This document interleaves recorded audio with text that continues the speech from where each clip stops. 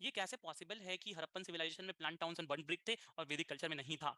Very good question. ये इसलिए हुआ क्योंकि लोगों ने, है ना, हड़प्पा में गुड ड्रेनेज सिस्टम तो था ही ऑब्वियसली, सारा जो इन्फॉर्मेशन था, सारा नॉलेज था, डिक्लाइन हो गया। हो सकता है वो रिसोर्सेज ना बचे हों जिनसे ये वो चीज कर पाए, है ना। तो डिक्लाइन ऑफ सिविलाइजेशन का मतलब ही होता है, जब अपन बात करते हैं कि डिक्लाइन ऑफ सिविलाइजेशन, इसका सीधा सा मतलब ये होता है कि वो सारी चीजें जो पहले होती थी वो गुम हो गई, गायब हो गई, है ना।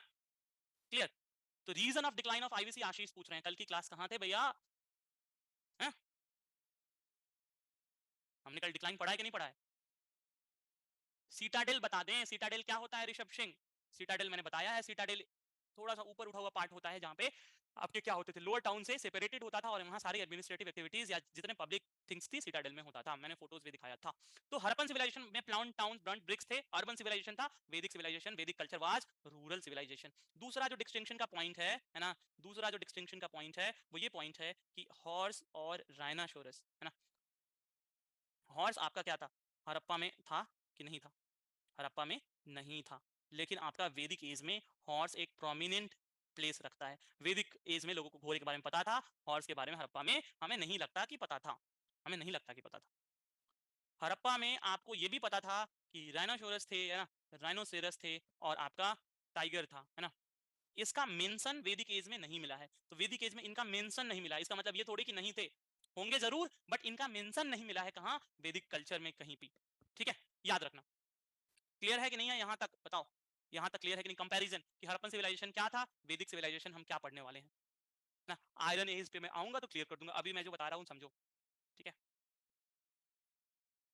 सर, मैंने आंसर तो सही किया, बट एक बात समझ नहीं आया कि एक हॉर्न वाला घोड़ा जो उड़ता है उसको इमेजिन कर लिया, नॉर्मल हॉर्स को नहीं कर पाए। इमेजिन नहीं कर लिया, देखो पॉइंट ये कि क्या था क्या नहीं था वो उनकी जरूरत के हिसाब से थी। ठीक, अब देखो, है ना, ऐसा नहीं कि गायब हो गए, इन लोगों ने मेंशन नहीं किया है ना। अब मान लो जैसे आज कोई चीज प्रेजेंट है लेकिन हमें नहीं पता है ना, हमने उसके बारे में नहीं लिखा, लेकिन हमसे पहले मान लो आज से 100 साल पहले अगर वो चीज कहीं लिखी होगी, है ना, चाहे कहीं मिल गया, तो इसका मतलब थोड़ी कि वो चीज आज एग्जिस्ट नहीं करती थी, बस हमें नहीं पता है, बात खत्म है।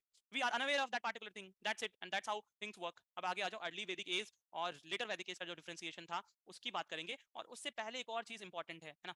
इंडस वैली सिविलाइजेशन की इकोनॉमी कैसी थी? What was the economy of Indus valley civilization? आप सब एक साथ बोलोगे agriculture. Sir agriculture was the economy, क्योंकि अभी आपने बताया है इंडस वैली सिविलाइजेशन की इकोनॉमी जो थी एग्रीकल्चरल थी। वैदिक कल्चर की जो इकोनॉमी हो जाती है वो क्या हो जाता है, दैट बिकम्स पेस्टरल। मतलब प्राइमरी जो काम होता है ये चराना, चराना समझते हो ना, घोड़े, गाय, भैंस, इन सबको ये चराते थे फील्ड्स में, ओपन फील्ड में, और घूमते रहते थे इधर से उधर, साथ में कुछ हल्की सी एग्रीकल्चर भी करते थे, but agriculture was not the primary source, primary source was pasture, है ना, पेस्टोरल इकोनॉमी थी। दूसरी चीज है, ये इंडस वैली सिविलाइजेशन में टाउन्स आपके प्रोमिनेंट थे, वैदिक कल्चर में आपके क्या हो जाते हैं, गांव हो जाते हैं। तो ये जो दो पॉइंट्स हैं आपको ये भी याद रखना है। क्लियर है कि नहीं है इंडस और वैदिक का डिफरेंस? अब हम आगे पढ़ेंगे तो इससे हम रिलेट करके पढ़ेंगे, will relate a few things and then will study. चलो, एक और पॉइंट है यहाँ पे, एक और बस छोटा सा पॉइंट है। कुछ लोग कहते हैं कि इंडस वैली सिविलाइजेशन और वैदिक सिविलाइजेशन में एक कंटिन्यूटी है, यहां से यहां कंटिन्यूटी है, और कुछ लोग कहते हैं ये जो कंटिन्यूटी है वो नहीं है, there is no continuity between Indus valley civilisation and the Vedic culture. And the reason being, इसका रीजन क्या था? कुछ लोगों का मानना है कि कंटिन्यूटी थी क्योंकि कुछ चीजें प्रेजेंट थी, है ना, कुछ चीजें प्रेजेंट थी, कुछ लोगों ने इसको इंप्रूवमेंट माना है, और कुछ लोगों का कहना है कि नहीं, due to decline of Indus valley civilization a lot of things went missing, a lot of things declined, और जो नॉलेज था यहाँ के लोगों का और यहाँ के लोगों का दोनों में डिफरेंस था, अलग तरह से डिफरेंस था कुछ। अब यहाँ पे आते हैं वैदिक एज में, आते आते हम डिस्कस करेंगे आर्यंस, है ना। आर्यंस कौन होते हैं, कहाँ से आते हैं, क्यों आते हैं और क्या करते हैं हमारे कंट्री के साथ, ऐसा थ्योरी है, मैंने मानना है। हिस्टोरियंस कुछ मानते हैं, कुछ कहते हैं कि आर्यंस इंडिया से थे। बात समझो, अब पहले बेसिक पॉइंट समझ लो, जो बेसिक डिस्टिंक्शन है वो समझ लो। ऋग्वेद पहला, it is one of the oldest books, है ना, ओल्डेस्ट बुक्स है, इस पे किसी को डाउट है? Rigveda is one of the oldest book, यहाँ पे जो लिखा है उसको हम यूज करेंगे और हम वैदिक एज को समझने की कोशिश करेंगे along विद आर्कियोलॉजिकल एविडेंसेस। ठीक है, अब ऋग्वेदिक एज में लोग कहाँ रहते थे, कैसे रहते थे और इनका क्या सिस्टम था, वही अपन अपन डिस्कस करेंगे। पहले सुन तो लो, पहली चीज। दूसरी चीज, हमेशा हम जो पढ़ेंगे ऋग्वेदिक टू लेटर वैदिक अगर जाएंगे तो हम हमेशा देखेंगे पॉलिटिकल स्ट्रक्चर में क्या चेंज हुआ है ना, what is the change in political structure, what is the change in social life, what is the change in cultural life, है ना, and what is the change in administrative life, political social cultural administrative, है ना, यही सब आपका हम changes क्या देखेंगे Rigveda to later Vedic age. ये कंपैरिजन में ही हम पढ़ेंगे, will study both later and Rigvedic in comparison to one another. Clear है? तो हमारा पॉइंट क्लियर होना चाहिए how we are approaching the topic. If this is clear तो let's start the Vedic age, है ना। थोड़ा तो पढ़ते हैं, थोड़ा बेसिक पॉइंट्स पढ़ते हैं, नेक्स्ट क्लास मंडे होगी मैं उसको रिवाइज करा के वहां से स्टार्ट करूंगा, ठीक है। I'll revise and then I'll start on Monday. Pastoral मतलब होता है, pasture मतलब होता है, ठीक है। pasture मतलब क्या होता है आपका, जो घास होती है, जो ground that would B grazed, है ना। तो pastoral इकोनॉमी का मतलब घोड़े पे बैठ के ऐसे, ठीक है, मान लो ये घोड़ा है ना, कहीं से दिख तो नहीं रहा होगा घोड़ा, बट ये घोड़ा है और इस पे एक ऐसे इंसान बैठ गया और ये घोड़े को क्या कर रहा है, ठीक है, घोड़े को चला रहा है, ठीक है। और ऐसे ये लोग घूमते रहते थे, ये लोग घोड़े के लिए बहुत लड़ाई करते हैं, गाय के लिए इंपॉर्टेंट है, ये लोग गाय के लिए लड़ाई लड़ते हैं ना। The war will be for cows, ठीक है, ठीक है। ये क्या कैमल लग रहा है, जो भी है, जो लग रहा है मान लेते हैं ना, वैसे भी चलो अब समझो। जब आर्यन कल्चर की बात होती है, आर्यंस की बात होती है, आर्यंस, है ना, ये आए कहां से थे, आज मैं बस इसी पे डिस्कस करूंगा कि आए कहां से थे। पहले इनका सोसाइटी का कैरेक्टरिस्टिक समझ लो, ये पेस्टोरल होते थे, है ना। मैं अगेन रिपीट करूं, पेस्टोरल मतलब क्या होता था, पेस्टोरल इकोनॉमी का मतलब होता था कि इनका प्राइमरी एक्टिविटी था जानवर पालना, है ना, जानवर पालना, पशु पालन जो समझते हो ना, पशु पालन, तो इनका प्राइमरी एक्टिविटी था। Agriculture was their secondary activity, agriculture इनका क्या था, सेकेंडरी एक्टिविटी था। ये लोग क्रीमेशन फॉलो करते थे, मतलब ये लोग लोगों को मरने के बाद क्या करते थे, दफनाते थे। It was a male dominated society, यहाँ क्या था, इंपॉर्टेंस किसका था, मेल्स का, है ना, मेल डोमिनेटेड सोसाइटी था आपका क्या, ऋग्वेदिक सोसाइटी। सबसे इंपॉर्टेंट फीचर यहाँ जो व्हील्स होते हैं वो क्या होते हैं, स्पोक्ड व्हील्स होते हैं। इंडस वैली सिविलाइजेशन में क्या था, व्हील्स तो थे बट विदाउट स्पोक था, जहां स्पोक्ड व्हील्स था इसलिए ये ज्यादा दूर, है ना, it help in covering larger distance, help in covering larger distance, done है। तो लार्ज डिस्टेंस कवर करने के लिए इनको क्या हुआ, the spoke wheels help them in covering larger distance, done है। इफ दिस इज डन, यहां तक कोई दिक्कत, इनके जो फीचर्स हैं, इंपॉर्टेंट फीचर्स आपको पता होने चाहिए, क्लियर है।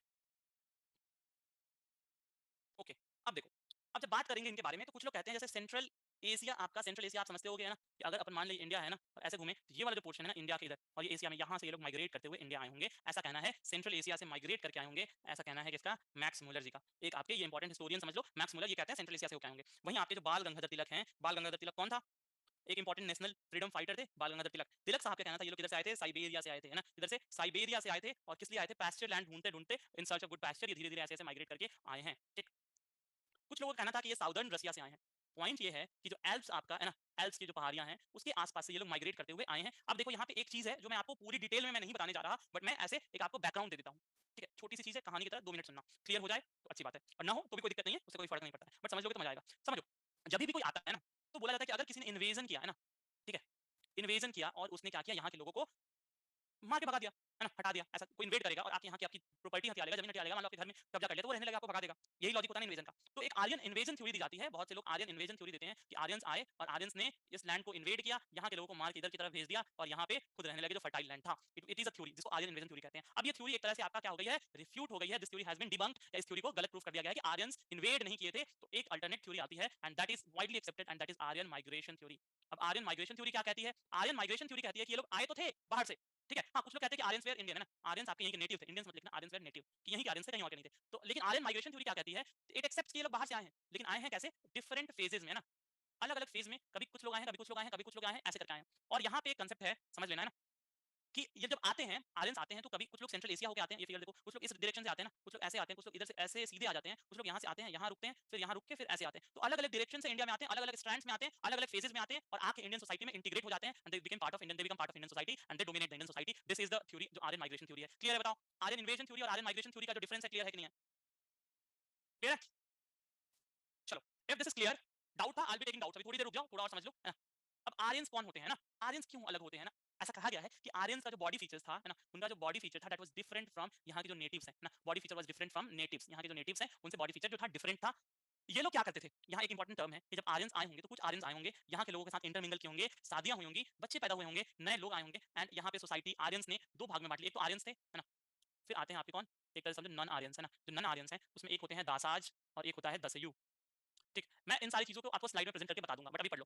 तो आर्यंस आते हैं, नन आर्यंस दासाज और दस्यूज थे। दासाज के लिए आर्यंस क्या होते हैं, सॉफ्टर एटीट्यूड होता है, और दस्यूज के लिए क्या होते हैं, हॉस्टाइल होते हैं। हॉस्टाइल का मतलब क्या है, आर्यंस के लिए आपको लिखा भी है कि दस्यु हत्या, है ना, ऋग्वेद में लिखा है, ऋग्वेदिक एज में, कि दस्यु हत्या वाज सेलिब्रेटेड। आप जितने दस्यु उसको मारेंगे उतना आप क्या हो गए, आप बलवान है, उतने आप कीर्तिमान है, उतने आप सामर्थ्य है ना, how that great you are. Clear है? तो ये चीज क्लियर है। आर्यंस आए यहाँ पे, यहाँ की सोसाइटी के साथ इंटरमिंगल किए और नए लोग बने होंगे, है ना, उसमें से कुछ लोग दासाज हो गए, और 10 यू जो यहाँ के नेटिव थे, है ना, 10 यू यहाँ के जो नेटिव्स थे, है ना, और उनके साथ आर्यंस आपको अच्छे से ट्रीट नहीं करते थे, ठीक है। 10 यू एक तरह से मान लो जैसे कैसे आजकल क्लासेस है ना, जैसे तुम्हारा प्रोफेशन है, जैसे यहाँ पे कास्ट है, एग्जिस्ट करता है ना, वैसे ही आपका आर्यंस आए, तो जो नन आर्यंस थे, है ना, वो दासाज और 10 यूज थे। दासाज वर, है ना, दासाज के लिए लोग सॉफ्ट थे, है ना, कभी कभी दासाज तो आर्यन ट्राइब्स के भी रूलर बन जाते हैं ना, आपके लीडर बन जाते हैं दासाज। लेकिन Dasyus were treated very badly, इनके लिए आर्यन हॉस्टाइल थे, है ना, और आपका क्या होता था, इनकी हत्या को भी सेलिब्रेट किया जाता था, ठीक। आई नो, देखो अब ये जो थ्योरी है आर्यन इन्वेजन की, आर्यन माइग्रेशन थ्योरी की, and a lot of things, यहाँ पे अलग अलग थ्योरीज आती रहती हैं। अब आर्यन माइग्रेशन थ्योरी को भी कुछ लोग कहते हैं ये गलत है, इसकी अल्टरनेट थ्योरीज आ गए हैं कि ये हुआ था, ये हुआ था, ऐसा हुआ था, ऐसा हुआ था। आई नो एवरीथिंग,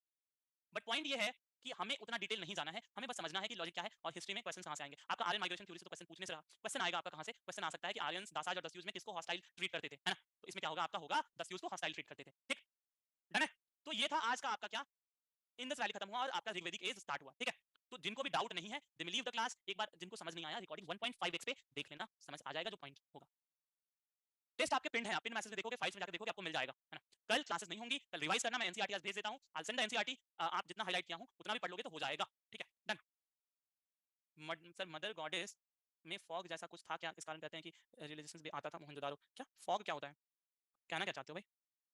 चलो, I'm enabling option to raise hand, those who wish to raise their hand and ask questions they may, and जिनको डाउट नहीं है they may leave the class, कोई इश्यूज नहीं है, नो इश्यूज एज सच। सम्राट बताएं।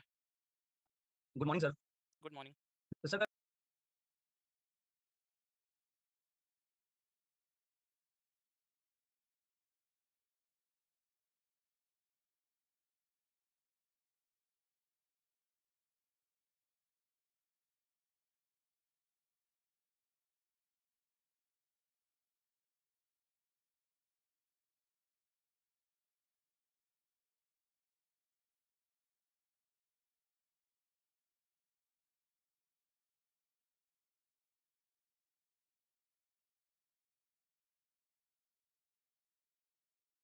है ना, अगले 2 दिनों में ये हम कंप्लीट करेंगे। इसके बाद हम पढ़ेंगे महाजनपदास, है ना, जिसको महाजनपद भी बोलते हैं, ठीक है, महाजनपदास। इसमें आपके कितने 16 महाजनपद हैं, और इन 16 में से कैसे एक दूसरे से लड़ते लड़ते मगध बिकेम पावरफुल, और मगध महाजनपद था वो आपका क्या बनता है, मगध एम्पायर बनता है, और मगध एम्पायर में फिर आपको छोटे छोटे डायनेस्टीज पढ़ने हैं, जिसमें पहला हर्यंक है, फिर आपका शिशुनाग है, फिर नंद है ना, फिर उसके आता है आपका मौर्यन एम्पायर, है ना, और मौर्यन एम्पायर क्या होगा आपका इंडिया का पहला। मगध एम्पायर तो आपका ऑब्वियसली मगध भी एक पावरफुल एम्पायर होता है और लार्ज एरिया कवर करता है, but Mauryan empire will be the pinnacle of Indian, आप बोलो तो मॉडर्न नेशन स्टेट का जो कंसेप्ट है उसका पिनेकल होगा, एडमिनिस्ट्रेशन से लेकर सारी चीजें यहाँ पे जिस हिसाब से होगी, यहीं पे आपको कौन पढ़ेंगे, विल स्टडी कौटिल्य, है ना, चाणक्य, मॉडर्न एम्पायर में, एंड ये सारी चीजें हम पढ़ेंगे। तो this week we are going to cover all these things, और कैसे पढ़ेंगे, I share complete ancient history notes आज आपके साथ, जो नोट्स मैंने इंडस वैली सिविलाइजेशन के लिए थोड़ा सा भेजा था, उसको मैं आज पूरा पूरा कंप्लीट एंशिएंट हिस्ट्री का भेज दूंगा नोट्स, जिनको नोट बनाने में समस्या हो रहा है रेफर टू दैट नोट्स, उसको रिवाइज करो, मैं जो पढ़ा रहा हूं उसको पढ़ो, एंड दैट्स इट, उससे ज्यादा जरूरत नहीं है। आप पूछ रहे हो ना सर क्या क्या पढ़ना है, नो बुक्स रिक्वायर्ड, पहली चीज। ऑडियो क्लियर है, ऑडियो क्लियर है, कौन बोल रहा है वॉइस लैगिंग,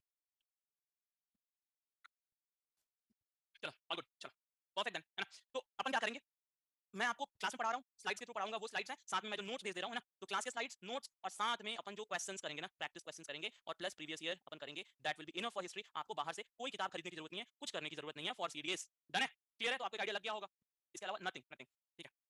चलो, टेस्ट कब होगा, कैसे होगा, everything will be informed in group, अभी मत पूछो, जब होगा तो आपको आइडिया लगेगा एक बार। और ये वाला जो नोट्स है ना, आपको मैं एक पीडीएफ में करके मैं आपको दे दूंगा जब एंशिएंट कंप्लीट होगा ना, ये कंटिन्यूएशन में चल रहा है। आपने क्या पढ़ा, आपने पढ़ा हड़प्पा, उससे पहले प्री हिस्ट्री पढ़ा था, सब एक साथ है, और यहीं से स्टार्ट होता है क्या, ऋग्वेद, है ना, तो ये नोट्स मैं आपको शेयर कर दूंगा। अलॉन्ग विद दैट आ जाओ वैदिक एज पढ़ते हैं ना, जो अपन को पढ़ना है आज, वैदिक एज। स्लाइड्स कैसे लग रही हैं, ठीक लग रहा है, देखने में अच्छा लग रहा है, चलो परफेक्ट, तो लेट्स बिगिन। चाणक्य नीति पढ़ना है, चलो देखो। अब देखो, मैंने कल आपको एक बैकग्राउंड दे दिया था, कल मैंने इसे लास्ट क्लास में बैकग्राउंड दे दिया था कि हड़प्पन सिविलाइजेशन जो डिक्लाइन हुआ, हड़प्पन सिविलाइजेशन, उसके बाद आता है आपका वैदिक एज। क्या वैदिक एज हड़प्पन सिविलाइजेशन का कंटिन्यूटी था या ब्रेक था। हड़प्पन सिविलाइजेशन एक अर्बन सिविलाइजेशन था, वैदिक एज एक एग्रीकल्चर सिविलाइजेशन है, जहां पे मेन इकोनॉमी क्या है, पास्चर, है ना। Vedic age is divided into two ages, early Vedic age जो 1500 से 600 बीसी, है ना, 1500 to 1000, and later Vedic as 1000 to 600। ये डिफरेंशिएशन हमने पढ़ लिया था। हमने पॉइंट ऑफ ओरिजिन भी समझा था कि मैक्स मुलर साहब कहते हैं सेंट्रल एशिया से है ना, दयानंद सरस्वती कहते हैं तिब्बत से है, यूरोप से कहते हैं विलियम जोन्स हैं, और बाल गंगाधर तिलक कहते हैं नॉर्थ पोल साइबेरिया साइड से ये लोग उठ के आए हैं ना।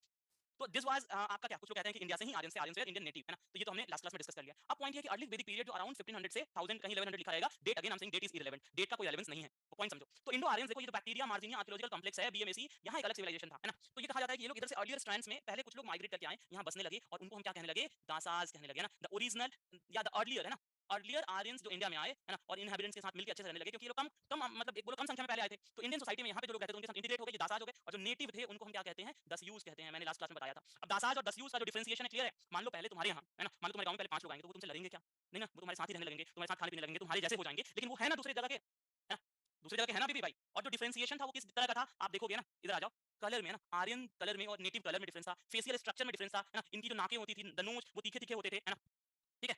बॉडीली स्ट्रक्चर जो होता था वो तुम्हारा डिफरेंट था, किसका, आर्यंस और नेटिव्स में ये जो था मेजर फिजिकल क्या था, डिफरेंस था। तो पहली बार ये डिफरेंशिएशन देखने मिलता है, ठीक है, क्लियर है। आर्यंस और नेटिव्स का जो डिफरेंशिएशन था किस कलर का था, कलर में, है ना, फेशियल फीचर्स की तरह और बॉडीली स्ट्रक्चर के फॉर्म में देखने मिलता है ना। चलो क्लियर है, just give me a second, ठीक है। एनसीईआरटी हैंड रिटन, चलो आगे बढ़ो। तो there was first time differentiation, Aryans ने डिफरेंशिएशन जो किया, दासाज कौन थे, तो जो ओरिजिनल लोग, जो ओरिजिनल प्योर पॉपुलेशन जो आई थी इंडिया में, जो इंडियन लैंड पे आके इंडिया के लोगों के साथ इंटरमिंगल हो गए थे, वो लोग दासाज थे, और जो नेटिव्स थे वो दस्यूज थे। आर्यंस दासाज के लिए क्या थे, सॉफ्ट थे, फेवरेबल थे। दस्यूज के लिए क्या थे, हॉस्टाइल थे। ऋग्वेद में मैंने आपको बताया था कि क्या लिखा हुआ है, दस्यु हत्या, है ना, और दस्यु हत्या को क्या किया गया है, सेलिब्रेट किया गया है कि कोई आर्यन है जो दस्यूज को मारता है, तो ही इज पावरफुल, है ना, he is powerful and he is someone who should be respected. तो आर्यंस के बीच में रिस्पेक्ट जनरेट करने के लिए उनका क्या क्राइटेरिया था कि वो दस्यूज को मारें, ठीक है, डन। तो दिस वाज डिफरेंशिएशन। अब ये लोग आके सेटल कहां हुए, जो आर्यंस आए वो आके सेटल कहां हुए, पहली चीज आर्यंस के बारे में मेंशन कहां कहां है, आर्यंस के बारे में मेंशन कहां कहां है, ये बताओ, where Aryans are mentioned, any idea, जल्दी जल्दी बताओ। तीन इंपॉर्टेंट जगह है जहां पे हमें आर्यंस के बारे में हमें जहां से पता चलता है। Rigveda, very good very good. अगर ऋग्वेदिक एज कहते हैं, कॉमन लॉजिक लगाओ, है ना, कॉमन लॉजिक लगाओ, अगर ऋग्वेदिक कहते हैं इसका मतलब आर्यंस के बारे में हमें नॉलेज कहां से मिलता है ना, एक तो है ऋग्वेद, ऋग्वेदा, है ना, फिर दूसरा है आपका, याद रखना हमेशा, द साइट इंस्क्रिप्शन, है ना, द साइट इंस्क्रिप्शन, एंड एक और है मितान इंस्क्रिप्शन, ठीक है। इंस्क्रिप्शन आपको पता है क्या होता है, कहीं कुछ लिखा गया होगा किसी पत्थर पे, तो वहां पे आपको क्या मिलता है, आर्यन का मेंशन मिलता है ना। मितानी इंस्क्रिप्शन कहां है, मितानी आपका सीरिया के आसपास है, तो सीरिया के आसपास इनका मिलता है, ठीक है।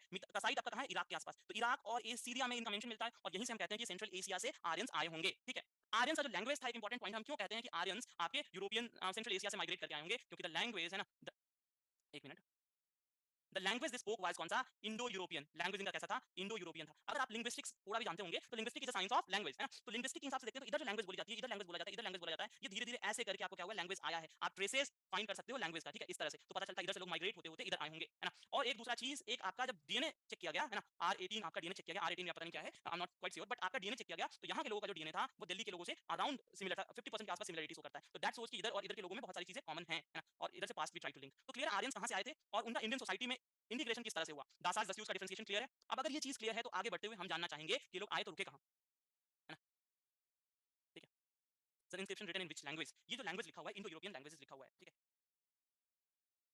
चलो, Dasas means Anglo Indian, Anglo Indian आप नहीं कहोगे, Anglo Indian wouldn't be the right word, ठीक है। अब ये लोग सेटल हुए तो ये देखो, ये जो लैंड है ना, इसको बोलते हैं लैंड ऑफ सेवन रिवर, सप्त सिंधु, क्या बोलते हैं, सप्त सिंधु बोलते हैं, क्योंकि यहाँ पे इंडस रिवर है, इंडस रिवर प्रायोरिटी में, Sindhu river and it's tributaries, देखो वितस्ता, असिकनी, पुरुषनी, विपासा, सतुद्री, सरस्वती, है ना, ये आपके क्या है, रिवर्स हैं, जो कि बेसिकली आपको ये इंडस रिवर सिस्टम बनाते हैं, और आर्यंस आए तो इधर इस एरिया में सेटल किए। तो एक यहाँ से इंपॉर्टेंट चीज आता है, आर्यंस आपका ऋग्वेदिक आर्यंस थे, वो गंगा या यमुना के आसपास सेटल नहीं हुए थे, इस साइड ये लोग बाद में मूव करते हैं, और इसके पीछे का रीजन क्या है, तो एक इंपॉर्टेंट रीजन है कि आपका ऋग्वेदिक एज में आर्यंस को आयरन का नॉलेज था कि नहीं, बताओ, ऋग्वेदिक एज में आयरन था कि नहीं था, 1500 से 1000 बीसी तक आयरन था कि नहीं था, नहीं था। आयरन वाज डिस्कवर्ड लेटर, इसलिए इस समय इनके पास आयरन नहीं था, आयरन नहीं था, तो गंगा की जो वैलीज थे, यहाँ पे घने जंगल थे, उस समय जंगल उगे थे, ठीक है, ये जंगल उगे थे, और इन जंगल को साफ करने के लिए इनके पास टूल्स नहीं था, है ना, they didn't have the tools to clear the land, इसलिए इनके पास आयरन आ जाता है, ये लैंड क्लियर कर पाते हैं, फॉरेस्ट हटा पाते हैं, तो this slowly move to this particular area, Ganga Yamuna area, और इधर फिर महाजनपद का क्या होता है, फॉर्मेशन होता है, जो हमारा नेक्स्ट टॉपिक होगा। तो समझ रहे हो, प्रोग्रेशन है, प्रोग्रेशन कैसे है, टूल्स डेवलप होते जा रहे हैं, टूल्स जितने आपके स्ट्रांग होते जा रहे हैं, टूल्स की स्ट्रेंथ बढ़ती जा रही है, वैसे वैसे लोग कहां माउंटेन से किधर प्लेन्स की तरफ मूव कर रहे हैं, यही आपको लॉजिक देखने मिलेगा हर जगह,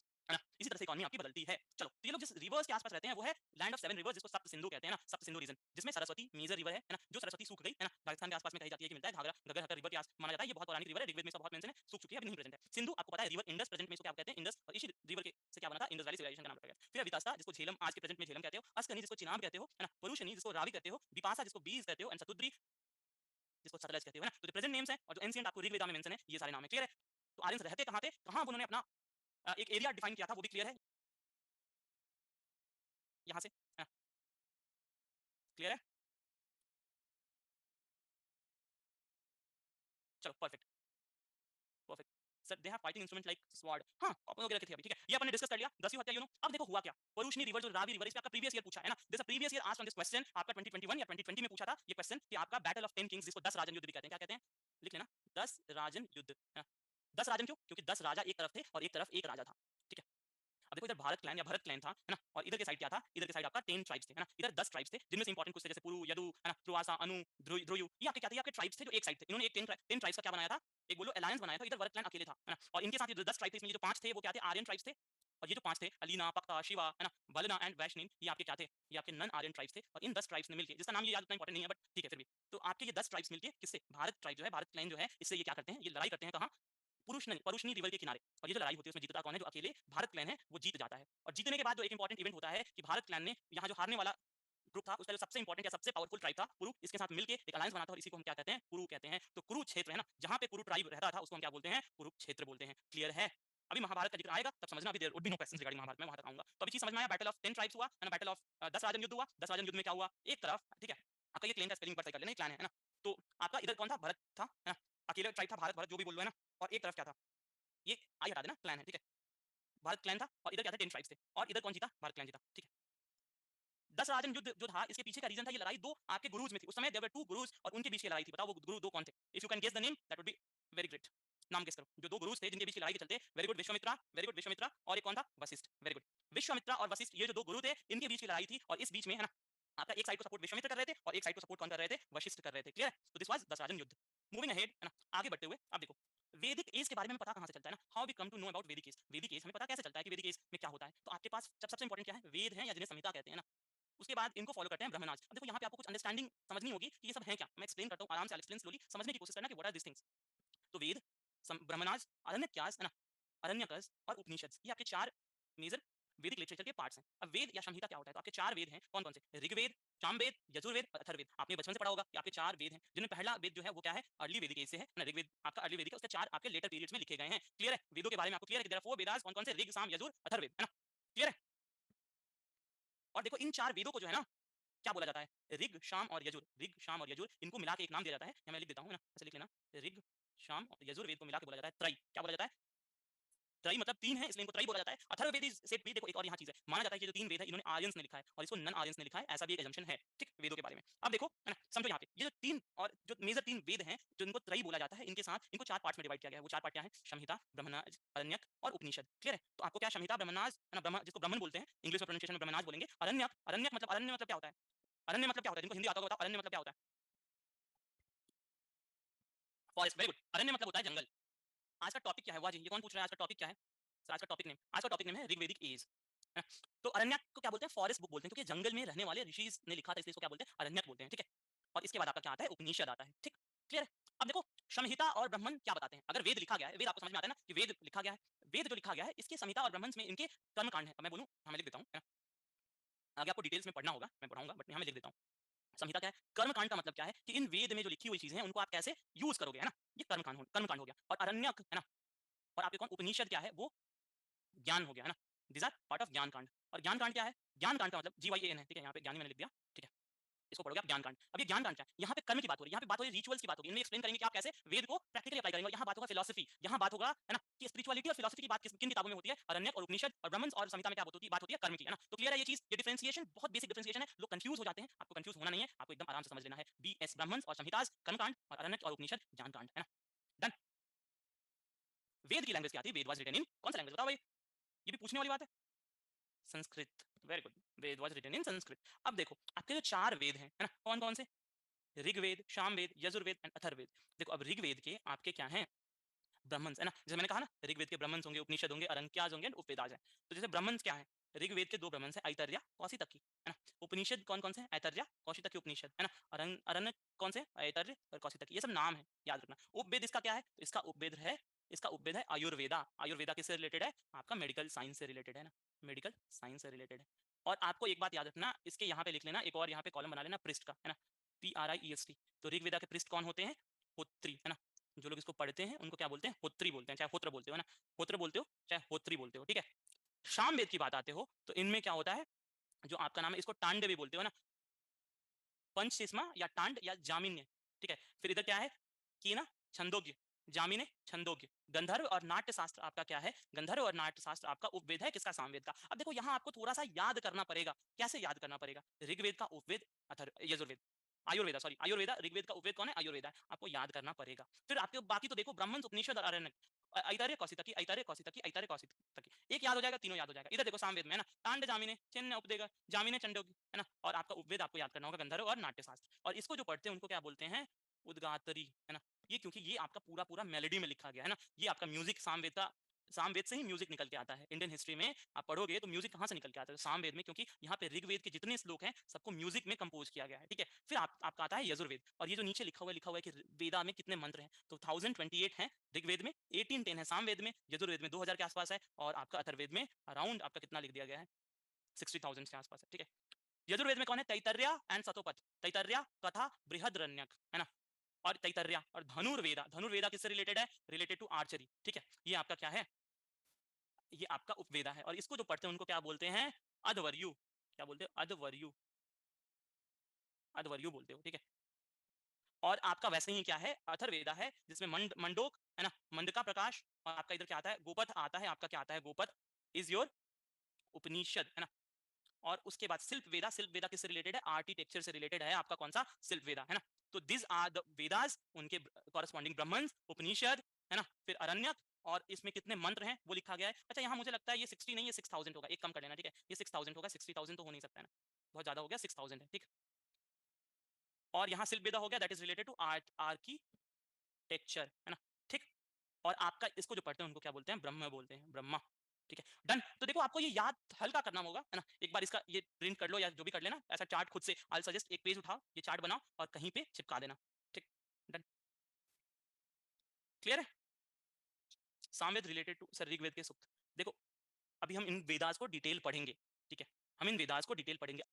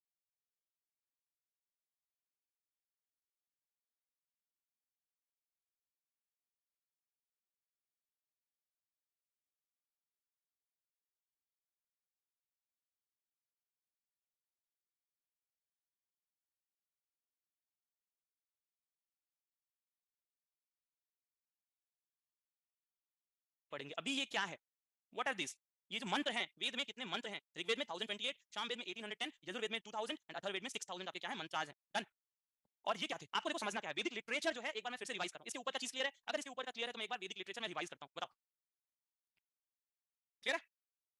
चलो, पहली चीज, दस्यूज मैंने कितनी बार बताया, Dasyus are the native people, यहाँ के लोग जिनको आर्यंस बैडली ट्रीट करते थे उनको हम क्या कहते हैं, we call them Dasyus. Clear है। अब आ जाओ वैदिक लिटरेचर। अब वैदिक लिटरेचर में क्या क्या है, पहले आता है वेद, वैदिक का मतलब वेद, और जो वेद आता है उसमें आपका, हमने किधर पढ़ा, हमने पढ़ा कि जो ऋग्वेद है that is the early Vedas, है ना, ये आपका क्या अर्ली वैदिक पीरियड का है, और आपका बाकी जो चार है वो आपका लेटर वैदिक पीरियड का है। ठीक है, ये जो सामवेद, यजुर्वेद, अथर्ववेद है, these are part of later Vedic period. पहली चीज, अगर इतना क्लियर हो गया तो समझो कि ऋग्वेद इज द फर्स्ट वेद, ये पहला रिटन बुक है ना, दिस इज द फर्स्ट वेदा, और ये पहली वेद है जो लिखी गई थी। अभी जब लिखी गई है ना, तो इसका लैंग्वेज संस्कृत, और ये किसने लिखा है, तो वेद को कंसीडर किया जाता है अपौरुषेय। क्या बोला जाता है, अपौरुषेय, मतलब this is not written by humans, ये इंसानों ने नहीं लिखा है। अपौरुषेय मतलब नॉट रिटन बाय ह्यूमंस, ये याद रखना कि वेदों को किसी इंसान ने नहीं लिखा है ना, पहली चीज। ठीक, अब आ जाओ, इसमें जो ऋग्वेद में जो भी लिखा है उसको लिखा गया हिम्स में, है ना, जैसे आपके लोग समझते हैं वैसे लिखा गया, और इसको हम क्या बोलते हैं, इसको हम बोलते हैं छंद बोलते हैं, हिम्स बोलते हैं। तो ऋग्वेद में कितने हिम्स हैं, 1028। उससे समझने से पहले समझो, जब हमने वेद समझ लिया कि वेद क्या होता है, तो वेद के चार आपके क्या क्या हैं, आपके वेद चार पार्ट्स में डिवाइडेड है, वो एक्सटेंशन समझ लो। अगर हम ऋग्वेद कह रहे हैं तो ऋग्वेद का संहिता होगा, ब्राह्मण होगा, अरण्यक होगा, उपनिषद होगा, ये सब क्या, ये सब भी किताब है। और इनमें क्या है, जैसे ऋग्वेद में मान लो कोई श्लोक लिखा हुआ है ना, ऋग्वेद में कोई श्लोक लिखा हुआ है ना, एक श्लोक लिखा हुआ है, उसका आप यूटिलाइज कैसे करोगे, उसमें जो लिखा हुआ है उसको आप रिचुअल्स में कैसे परफॉर्म करोगे, उसको आप डेली लाइफ में कर्म, है ना, आप उसको डेली लाइफ में कैसे यूज करोगे, ये एक्सप्लेन करता है ब्राह्मण और संहिता, इसलिए इसको बोलते हैं कर्मकांड। ठीक, जहां पे आप इनको यूटिलाइज करते हो रियल लाइफ में। अरण्यक और उपनिषद स्पिरिचुअलिटी और आपका किससे रिलेटेड है, फिलोसफी से रिलेटेड है। कौन, अरण्यक और उपनिषद, और यहाँ पे सारा फोकस किस पे है, फिलोसफी पे, व्हाट इज लाइफ, है ना, जीवन क्या है ना, ऐसे जो सवाल है ना, चाहे इंसान जीता क्यों है, मरता क्यों है, ये सारे सवालों कहाँ डिस्कस हुए हैं, अरण्यक और उपनिषद में इनको डिस्कस किया गया है। क्लियर है, ये चीज क्लियर है कि नहीं है, क्लियर है, तो अब समझ में आया। अब क्लियर हुआ कि वेद क्या है और वेद के डिफरेंशिएशन क्या है। अब हर वेद का उसका कॉरेस्पॉन्डिंग ब्राह्मण है, ये किताब का नाम है, और ऐसे ही कौसी तक की है ना, क्लियर है, कर्मकांड क्लियर हो गया। फॉरेस्ट बुक इसको बोलते थे क्योंकि मैंने समझाया ना, इसको जंगल में बैठे ऋषि मुनि लिखे थे, इसलिए इसको अरण्यक कहते हैं। संस्कृत लोग वेदों के बारे में सुनने को, चलो ठीक है, ह्यूमंस ने नहीं लिखा था, कौसी तक की इज अ बुक, यस। उपवेद क्या है, वेदों का ही एक्सटेंशन है, वेदा के बारे में इसमें, जैसे Ayurveda, it is a book that is exclusively written about medical science, कि लोगों का इलाज कैसे होगा, तो it is related to Rigveda. ठीक है, तो वेदों में से निकाल के देखो क्या हुआ, एक वेद लिखा हुआ है, इस वेद से निकाल के कुछ ज्ञान और किसी ने उसको और एक्सपैंड किया, तो वो क्या बन गया, उपवेदा बन गया, जिसमें स्पेशलाइजेशन है, जैसे गंधर्व एंड नाटशास्त्र, तो ये आपका कहां से निकला है, सामवेद से निकला है। धनुर्वेद यजुर्वेद से निकला है। शिल्पवेद आर्किटेक्चर किधर से निकला है, अथर्ववेद से निकला है। तो this all are extensions of different, आपको क्या बोलो, उस समय की लोगों की जो स्किल्स होती थी उसका मैनिफेस्टेशन कहां से होता था, इन्हीं वेदास के नॉलेज के थ्रू होता था। क्लियर है, बस समझने वाली चीज यही थी, है ना, ज्यादा डिटेल में डेप्थ में जाने का मतलब नहीं। वेदा क्या है, ये सारी किताबें हैं, समझो एक तरह से अगर लेमन टर्म्स में समझना है तो ये सारी किताबें हैं। इंपॉर्टेंट क्या है, ऋग्वेद है, और इसी ऋग्वेद में जो लिखा हुआ है उन सब चीजों को ये सब एक्सप्लेन कहा जा रहा है ना। अपौरुषेय का मतलब होता है कि वेदास को किसी ने, जैसे लिखने का मतलब क्या है यहाँ समझो, है ना, लिखने का मतलब क्या होता है, लिखने का मतलब कि किसी ने लिखा होगा ना, कि इसमें जितने सूक्त लिखे हैं ऋग्वेद में किसी ने लिखा होगा, तो कहा जाता है नहीं ये लिखा हुआ नहीं है, ये ईश्वर की वो है। जैसे समझो ना कि ईश्वर ने इन सब चीजों को किसी इंसान के थ्रू हमारे तक पहुंचाया, तो these are not written by any human, rather it is something that is manifested by gods, है ना। तो इसीलिए इसको बोलते हैं अपौरुषेय, किसी पुरुष ने इन वेदों को नहीं लिखा। जैसे तुम कहानी लिखते हो तो वो तुम्हारा सोच होता है ना, तुम जो कहानी लिखते हो, तुम अगर रियलिटी में भी एक इंसिडेंट रिपोर्ट करते हो, जैसे मान लो कोई न्यूज रिपोर्टर रिपोर्ट करता है, that is something that is real, but वो खुद लिखता है ना। बट यहाँ वेदों के बारे में कहा जाता है कि वो लिखवाया गया है, ईश्वरों द्वारा इंसानों से लिखवाया गया, दैट इज अपौरुषेय, किसी पुरुष ने नहीं लिखा है। क्लियर है, क्लियर है, चलो। Does it is mentioned in NCERT, yes, ancient, आपका आर एस शर्मा की जो एंशिएंट हिस्ट्री आती है उसको रेफर करना है, इसको पढ़ने के लिए मैं बताता हूँ। अब आ जाओ, ऋग्वेद को क्या बोलते हैं, ऋग्वेद इज द फर्स्ट वेद, है ना, ऋग्वेद पहला वेद है। मंडलम मतलब पार्ट समझ लो, है ना, इसको 10 डिफरेंट पार्ट्स में डिवाइड किया गया है, हर पार्ट अलग अलग चीज से डील करता है। 1028 हिम्स हैं इसमें, मतलब इसमें जो आपका लिखा गया है, तो कितने हिम्स हैं, 1028 मंत्राज बोल लो, हिम्स बोल लो, समझने के लिए समझ लो, 1028 हिम्स लिखे हुए हैं। ठीक है, और आपका इसमें समझ लो, है ना, सबसे जो पुराना होता है उसमें सबसे इंपॉर्टेंट गॉड्स हैं, जैसे अग्नि, इंद्र, मित्र, वरुण, ये जो थे चार इंपॉर्टेंट गॉड्स थे जो ऋग्वेदा में मेंशन है। दिस फोर गॉड्स, अग्नि, इंद्र, मित्र, वरुण, ये इंपॉर्टेंट गॉड्स हैं। उस समय आज के जो प्रेजेंट गॉड्स हैं उनका रेलेवेंस नहीं था, क्योंकि उस समय आइडल्ट्री नहीं थी, मूर्ति पूजा इस समय ऋग्वेदा के समय में मूर्ति नहीं थी, है ना, आइडल वर्शिप नहीं था। यहाँ पे ये चीज क्लियर रखना, there was no idol worship during Rigvedic age. तो यहाँ देवता कौन थे, इंद्र। इंद्र को क्या बोलते हैं, पुरंदर बोलते हैं। पुरंदर मतलब क्या होता है बताओ, पुरंदर का मतलब होता है डिस्ट्रॉयर ऑफ फोर्ट्स। फोर्ट समझते हो ना, किला, तो किलों के विध्वंसक को क्या बोलते हैं, पुरंदर बोलते हैं। तो इंद्र इज कॉल्ड पुरंदर इन ऋग्वेद। ठीक है, क्लियर। मित्र, वरुण, अग्नि, इंद्र, ये आपके चार जो इंपॉर्टेंट गॉड्स हैं, ये आपके ऋग्वेदिक गॉड्स हैं। यहाँ से पूछता है कि ऋग्वेदिक गॉड्स में प्रोमिनेंस किसको ज्यादा है, तो Indra is the most prominent god during Rigvedic age. Clear है, क्लियर है। होत्री समवन जो उस वेद को पढ़ता है, प्लीज समझ में आया।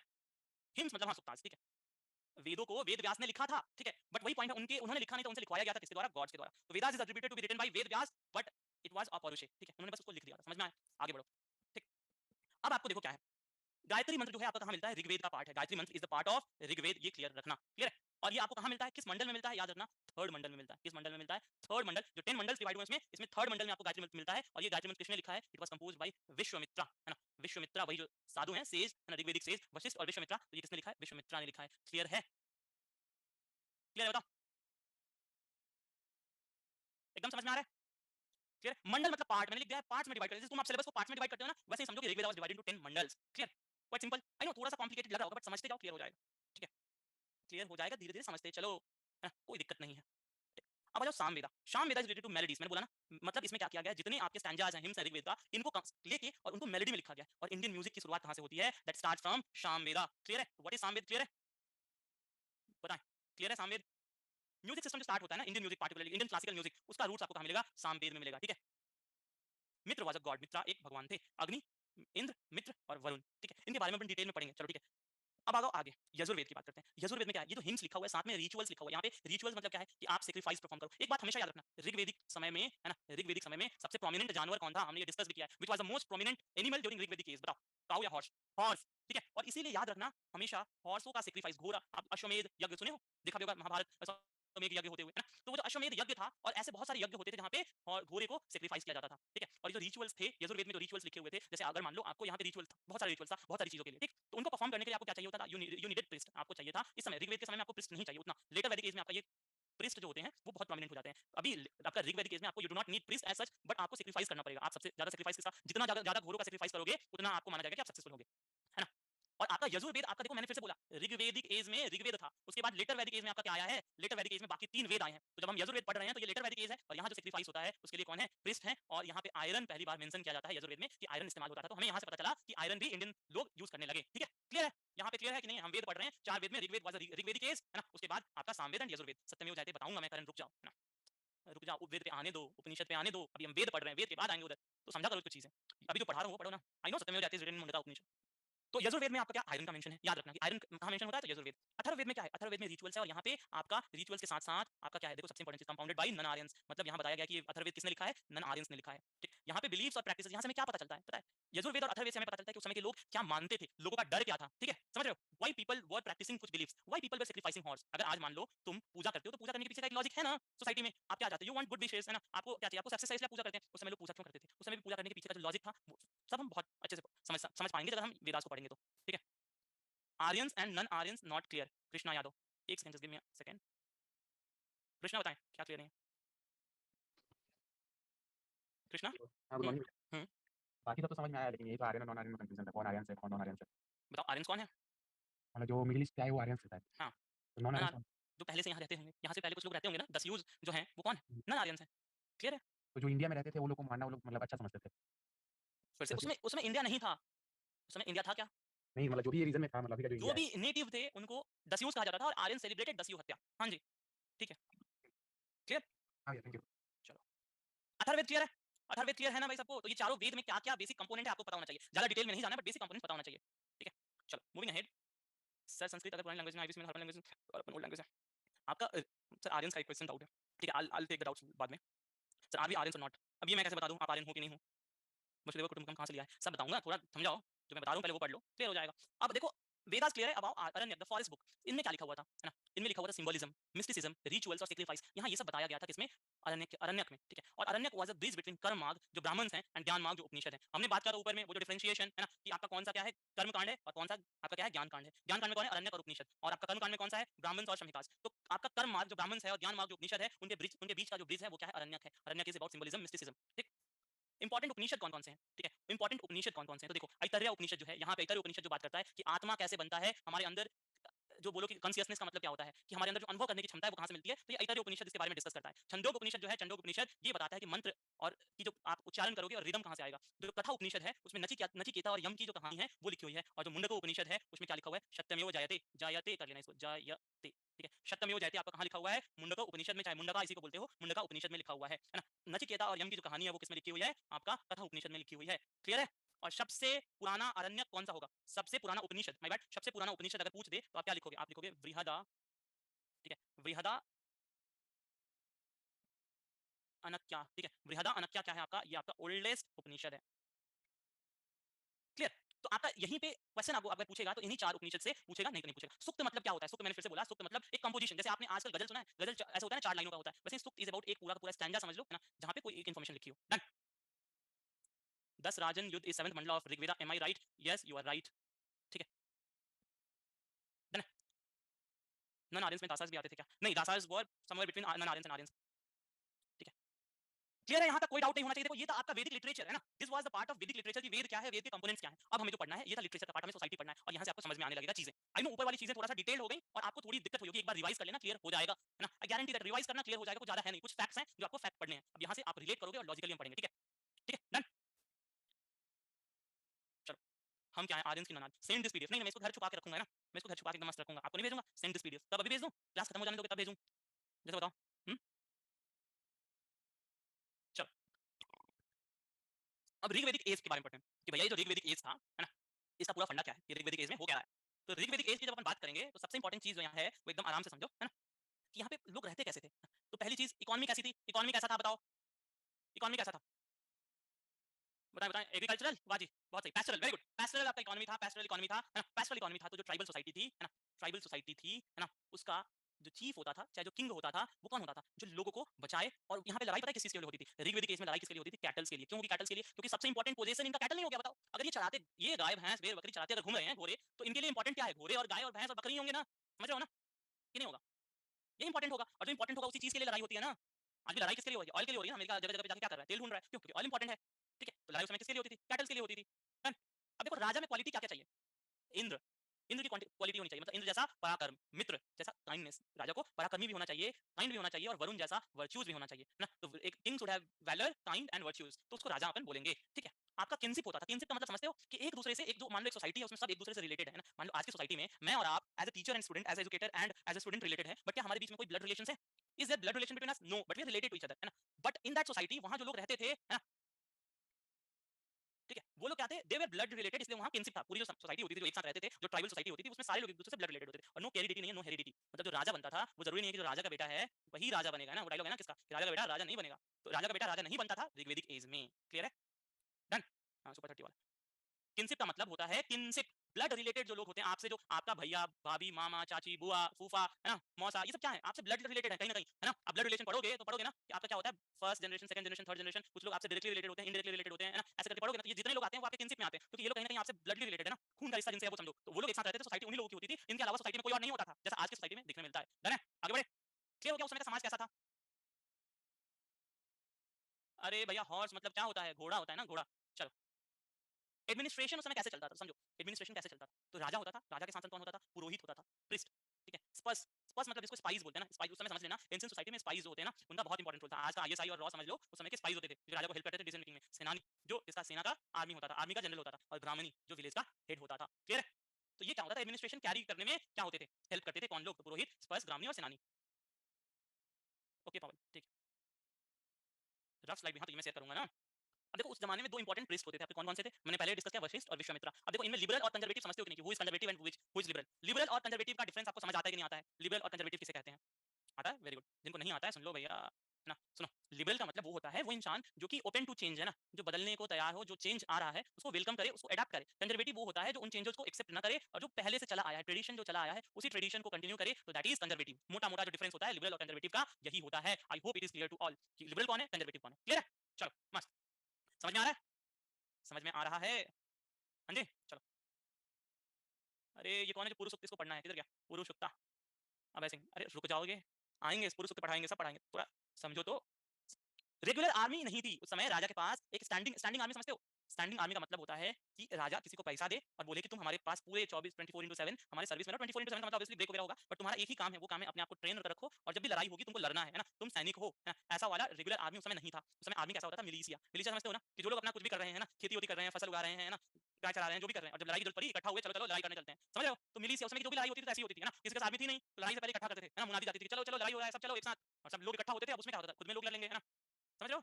मिनी मिलिशिया, वाह बहुत सही, सही समझ रहे हो तुम लोग, है ना। तो वैसा वाला केस था ना, एकदम मस्त। ठीक, उस आर्मी में दो तरह के लोग होते थे, इन्फेंट्री और रथिन्स। रथिन्स कौन होते थे समझते हो, इन्फेंट्री जिनको पति बोलते थे, और रथिन्स मतलब जिनको क्या बोलते थे, रथ पे जाते थे। इन्फेंट्री जो पैदल पैदल पैदल पैदल पैदल दौड़ के जा रहे हैं, है ना, स्वॉर्ड वर्ड लेके, और वेपन किसका बना होता था, देखो कॉपर एंड एलॉय, इसका तलवार लेके जो पैदल दौड़ के जा रहे हैं वो कौन है, वो परी है, इन्फेंट्री है। और रथिन्स कौन है, जो घोड़े पे बैठ के, घोड़े के पीछे रथ बना हुआ, उसमें बैठ के लड़ने जाए तो उनको क्या बोलते थे, रथिन्स बोलते थे। क्लियर है? उस समय जो लड़ाई होती थी तो दो तरह के लड़ाके होते थे, ठीक है, डन। काफी आसान है समझने में, ये सब तो मजा आएगा समझने में। अरे Vedas were not written by humans, but हमने पढ़ा कि आर्यंस ने कंपाउंड किया था। Clear this one, I explain it clearly. Vedas are considered to be apaurushe, क्यों? क्योंकि माना, देखो लिखना, तो मैं वही चीज कह रहा हूं, लिखने का मतलब क्या होता है, तुम अपने दिमाग लगा के कोई चीज लिखो तो it is your creation, but तुमको मैं बोलूं कि नोट डाउन दिस, है ना, नोट डाउन कि आर्यंस वेयर, आर्यन ऋग्वेदिक एज में जो आर्यंस होते थे वो मिलिशिया में लड़ाई कर लेते थे, तो क्या ये तुमने खुद से लिखा है, बताओ, खुद से लिखा हुआ है? नहीं ना, तो that was the difference between किसने लिखा है और कैसे लिखा है ना। क्लियर है? आगे बढ़ो। तो देखो जब लड़ाई में जाते थे इधर पैदल पैदल और घोड़े चढ़ के, तो क्या लड़ाई वेपन क्या होता था, तो कॉपर का और उसके एलॉय का, है ना, तो कॉपर उसके एलॉय, क्योंकि आयरन बना नहीं था, आयरन था नहीं, तो आयरन का कहां से लेके जाएंगे, कॉमन सेंस, है ना।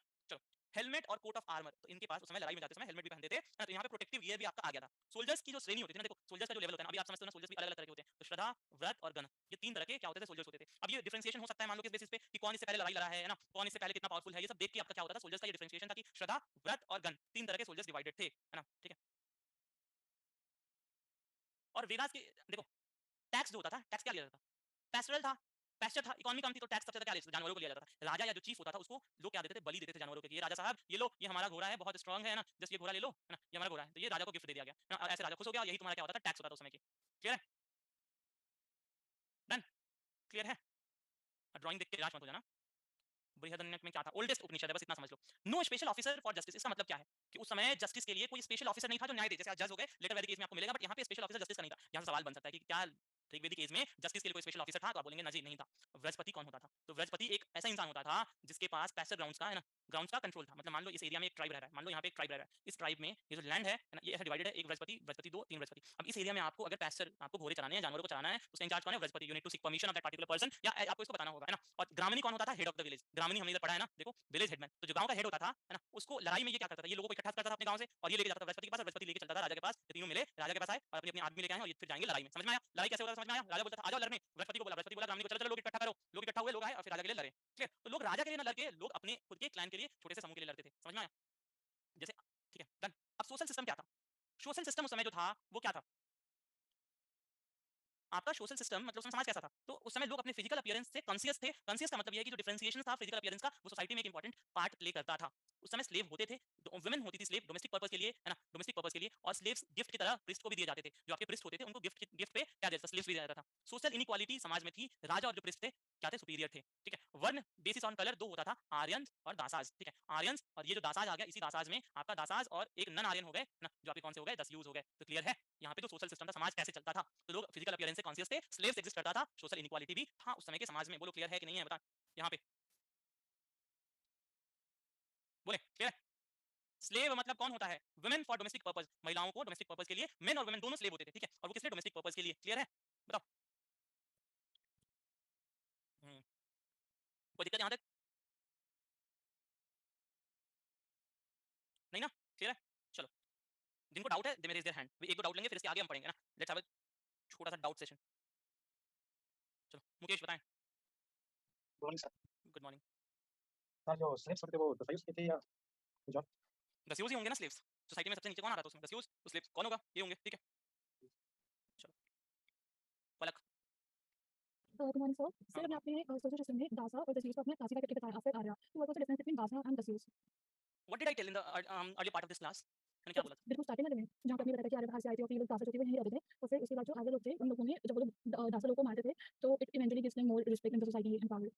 मैंने बताया जब ओरिजिनल आर्यंस आए थे तो कुछ फ्रैगमेंट्स में आए थे, अलग अलग करके आए थे, तो कुछ जो ओरिजिनल आर्यंस तो पहले आ गए थे, इंडियन सोसाइटी जो यहाँ के नेटिव लोग थे, नेटिव लोगों के साथ मिंगल हो गए थे, दे वर दासास, जो कि आर्यंस और नन आर्यंस के बीच में कहीं लाई करते हैं। नन आर्यंस जो थे उनको दस्यूज बोला जाता है, और जो आर्यंस थे दस्यूज को लोएस्ट ट्रीट करते थे, और दासास के लिए वो लिबरल थे, उनके लिए सॉफ्ट थे, उनसे उतनी कोई दिक्कत नहीं थी। क्लियर है, so basically non Dasyus are the native people, Aryans were the one जो वहाँ से आए थे, और दासा वर द पीपल जो आर्यन पहले से आके यहाँ पे रह रहे थे। True. Okay sir, thank you. Bharat. Good morning sir. हाँ गुड मॉर्निंग।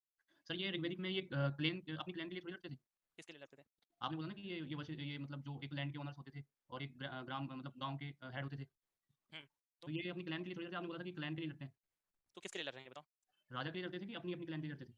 क्लैन देखो अभी मैं बताऊंगा, तो पहले सबसे छोटा होता है जन, जो ट्राइब होता है, फिर वहां से आता है विश, जो क्लैन होता है, क्लैन के ऊपर ग्राम आता है, विलेज आता है, विलेज के ऊपर होता है कुला ना? और जो कुला होता है उसका जो हेड होता है उसको बोलते हैं राजा। ये लोग अपने क्लैन को बचाने के लिए राजा को सपोर्ट करते थे, जो उसके क्लैन को करता था। तो पॉइंट वाज कि जो आपका क्या बोलोगे, उनकी जो निष्ठा होती थी उनके क्लैन के लिए होती थी, ना कि राजा के लिए होती थी। ठीक है, ठीक है सर, राजा के लिए over the period of time बाद में जो आपका होता है, राजा के लिए आपको क्या आता है, राजा के लिए उनको रिस्पेक्ट या उनके लिए लड़ना स्टार्ट करते हैं। हम बताएं Geeta. Good morning sir. Good morning. Sir आपने बोला था कि ये जो ऋग्वेद था इसमें वुमन की जो कंडीशन थी वो स्लेव जैसी थी, राइट? नहीं, मतलब वुमन जो थी एज अ स्लेव। तो सर मैंने ये कब कह आपने दिया? बोला था कि मैंने बोला सर जो आपने बोला स्लेव्स होते थे वो वुमेन होती थी डोमेस्टिक पर्पस के लिए, और स्लेव्स में मेन भी होते थे, और गिफ्ट की तरह स्लेव्स को दिया जाता था प्रीस्ट्स को। मैंने ये बोला तो सर डोमेस्टिक तो वर्क के सर लिए स्लेव दिए जाते थे। तो sir it means that woman की कंडीशन मतलब रिस्पेक्टिव थी इस ऋग्वेद में। हाँ। ओके सर, अभी थैंक यू। पढ़ेंगे ना condition of women and everything, अभी तो पढ़ेंगे, है ना? अभी तो पढ़ना है। और ये जो आपका कंक्लूजन निकाल रहे हैं ना, ये मींस आउटसाइडर्स आके नेटिव्स इंफीरियर ट्रीट करके सेटल हो गए and we read this written histories with us.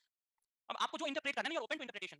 My point is I'm teaching history, that is important for exam conclusion and everything is there are lot of literatures written है ना, I'm not dwelling into that। academics में जाएंगे तो बहुत confusion है, बहुत आपका discussions है, और I'm open to discussions but outside of this class, not in this class, ठीक है? मेरी opinions है जो मैं क्लास से बाहर रखता हूँ, मैं पढ़ाता हूँ वो जो important है एग्जाम के लिए, ठीक है? अगर अपने पर्सनल प्रेफरेंसेस रखा जाए तो history is very open to interpretations and very open to finding conclusions जो आपकी अपनी आइडियोलॉजी को सूट करे, तो इसलिए क्लास से उसको बाहर रखते हैं। सोशल सिस्टम में वर्ण की बात कर रहे हैं तो वर्ण इज समथिंग, है ना, जहां पे दो कलर के बेसिस पे वर्ण हो गया, आर्यंस और दासाज, ठीक है?